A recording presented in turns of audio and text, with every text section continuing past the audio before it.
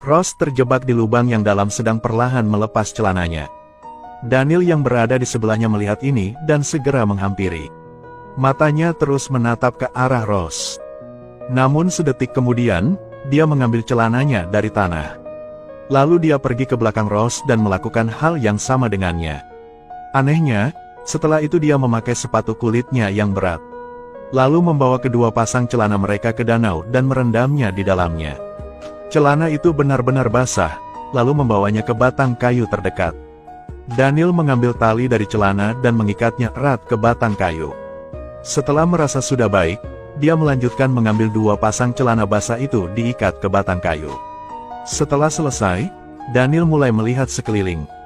Tetapi ketika dia membuka matanya melihat, jauh di sekeliling mereka ada tembok yang tingginya bisa lebih dari 10 meter. Daniel dan Ross juga dikurung di sini selama beberapa hari. Jika dia tidak bisa keluar, dia mungkin akan mati kelaparan. Untunglah Daniel sangat pintar dan memikirkan cara. Dia mencari tempat yang cocok, dia menyuruh Ross untuk berdiri di satu sisi dan menunggu. Kemudian dia mengangkat tinggi-tinggi batang kayu di tangannya, ia mengerahkan seluruh tenaganya untuk melemparkannya ke tepi tebing. Namun karena kurang kuatnya, kayu tersebut langsung jatuh ke tanah hingga hampir mengenai Daniel. Namun, ia pantang menyerah dan berusaha mengerahkan seluruh tenaganya untuk melemparkannya ke tepi tebing lagi. Setelah 77-49 kali, akhirnya dia berhasil membawa batang kayu tersebut ke tepi kedua sisi tebing. Melihat hal tersebut, Daniel sangat senang dan segera mencoba cara tersebut untuk memanjat keluar. Merasa cukup yakin, Daniel tidak ragu-ragu, dia mulai mengangkat kedua kakinya untuk menempel di dinding. Berpegangan erat pada tali buatannya sendiri dan perlahan-lahan memanjat. Melihat bahwa ia akan berhasil keluar, siapa sangka saat ini. Karena dinding tanah liat sangat licin, Daniel hanya sedikit ceroboh.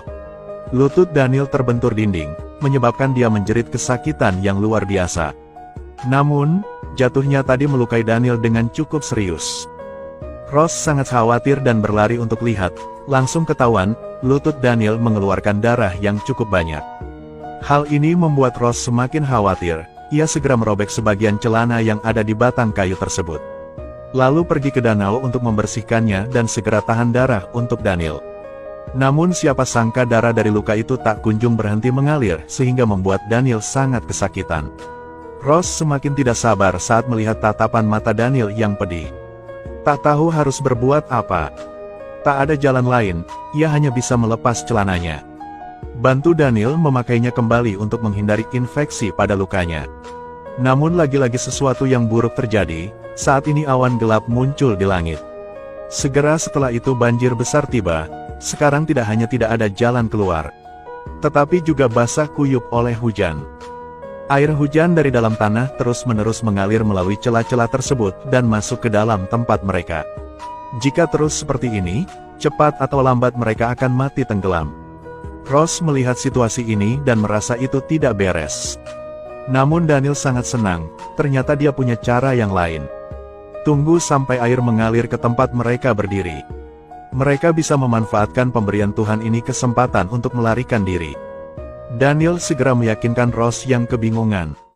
Lalu membawanya ke tempat yang lebih tinggi. Mereka berdua hanya bisa saling berpelukan dan menunggu. Hujan terus turun. Tak lama kemudian, air di dalam lubang telah menutupi separuh tubuh mereka. Pada saat ini, Daniel mencoba meraih tanaman merambat di atas untuk membantu dirinya stabil.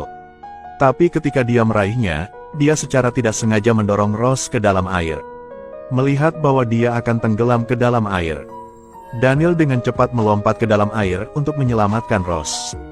Berkat itu ia mampu menyelamatkan nyawa kecilnya. Sementara mereka berdua bahagia karena akan lolos. Mereka tidak menyangka awan gelap di langit sudah menjauh. Hujan yang semula turun tiba-tiba berhenti tanpa setetes pun. Mungkinkah Tuhan menghendaki mereka meninggal di sini?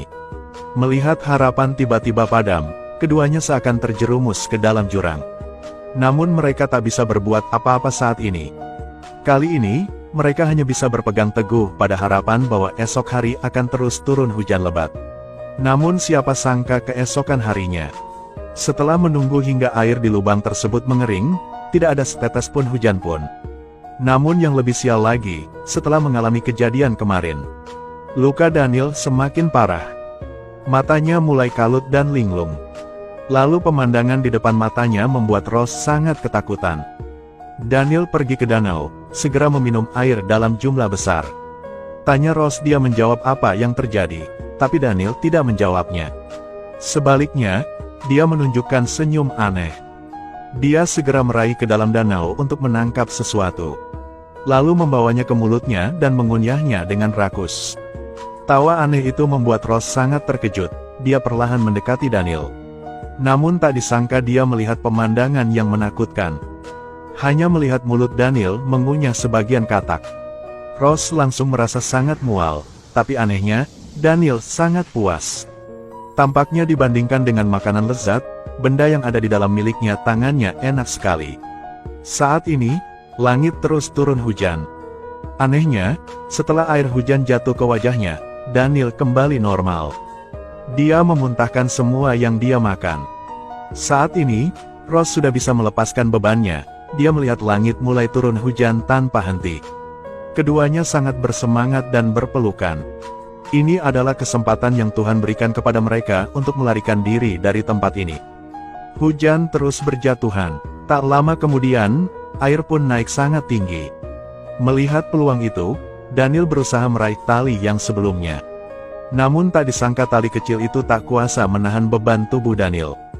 Keduanya kembali terjatuh ke dalam air. Untungnya Daniel cepat tanggap. Segera membawa Ross kembali ke tempat semula, sekali lagi menyelamatkan nyawanya. Namun saat ini hujan mulai reda. Dan air di dalam lubang pun mulai meresap perlahan ke dalam tanah. Kali ini, mereka pasti tidak akan memiliki kesempatan lagi. Dalam situasi ini Daniel memikirkan sebuah cara. Daniel mencoba berpegang pada tali. Menggunakan kekuatan tangan lainnya untuk menahan, Daniel mencoba gunakan tubuhnya sebagai bantalan untuk Ross. Bantu dia memanjat perlahan. Setelah Ross meletakkan tangannya di tepi lubang, kakinya berusaha sekuat tenaga untuk mendorong hingga memanjat. Akhirnya, pun keluar dari sana. Namun saat ia bahagia karena berhasil lolos, ia tak menyangka akan membuat Daniel terjatuh ke dalam air. Saat Ross bereaksi, semuanya sudah terlambat. Daniel sudah tenggelam jauh di dalam air. Dia mati-matian meneriakkan nama Daniel di tepi lubang. Namun kenyataannya tidak ada keajaiban yang terjadi. Pada akhirnya dia hanya bisa menerima harapan Daniel. Terus mencari cara untuk bertahan hidup.